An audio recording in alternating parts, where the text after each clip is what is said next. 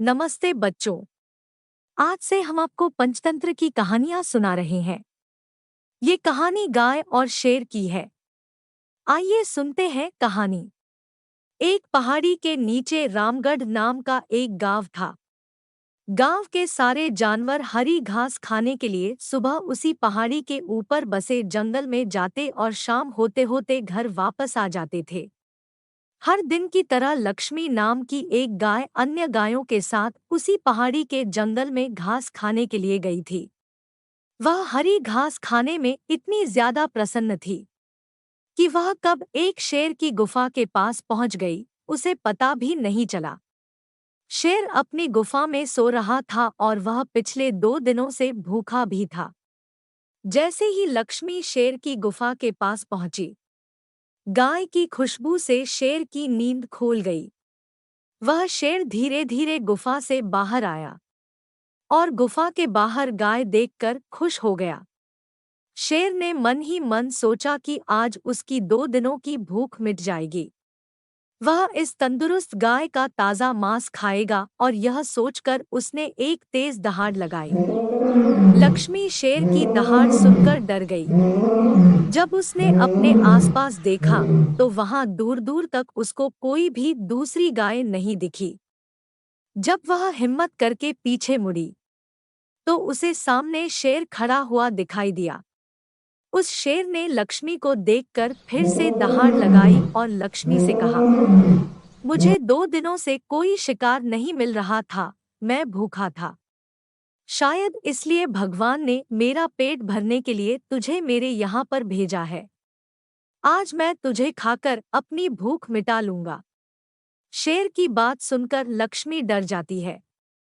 वह रोते हुए शेर से कहती है, मुझे जाने दो, मुझे मत खाओ। मेरा एक छोटा बच्चा है जो अभी सिर्फ मेरा ही दूध पीता है और उसे घास खाना अभी तक नहीं आया है। लक्ष्मी की बात सुनकर शेर हंसते हुए कहता है, तो क्या मैं अपने हाथ में आए शिकार को ऐसे ही जाने दूं? मैं तो आज तुझे खाकर अपनी 2 दिनों की भूख मिटाऊंगा। शेर के ऐसा कहने पर लक्ष्मी उसके सामने रोने लगी और विनती करते हुए कहती है कि आज मुझे जाने दो। मैं आज अपने बछड़े को आखिरी बार दूध पिला दूंगी और उसे बहुत सारा प्यार करके कल सुबह होते ही मैं तुम्हारे पास आ जाऊंगी। फिर तुम मुझे खा लेना और अपना भूखा पेट भर लेना। शेर लक्ष्मी की यह बात मान जाता है और धमकी देते हुए कहता है कि अगर कल तू नहीं आई तो मैं तेरे गांव आऊंगा, फिर तुझे और तेरे बेटे दोनों को खा जाऊंगा। लक्ष्मी शेर की यह बात सुनकर खुश हो जाती है और शेर को अपना वचन देकर गांव वापस चली जाती है। वहां से वह सीधे अपने बछड़े के पास जाती है, उसे दूध पिलाती है और बहुत सारा प्यार करती है। फिर बछड़े को शेर के साथ हुई सारी घटना बताती है और कहती है कि उसे अब अपना ख्याल खुद ही रखना होगा। वह कल सुबह होते ही अपना वचन पूरा करने के लिए शेर के पास चली जाएगी।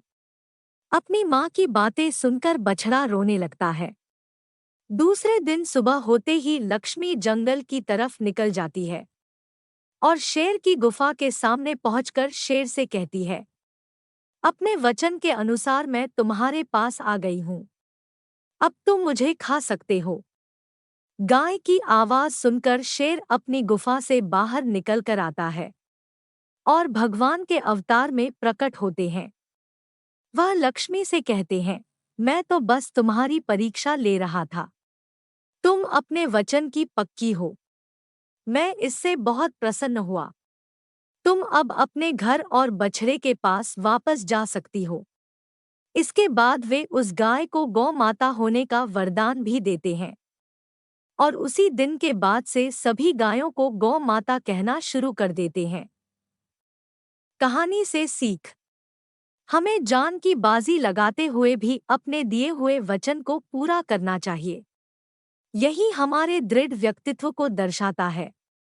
और ऐसी ही मज़ेदार कहानियों के लिए हमारे चैनल को सब्सक्राइब करना न भूलें।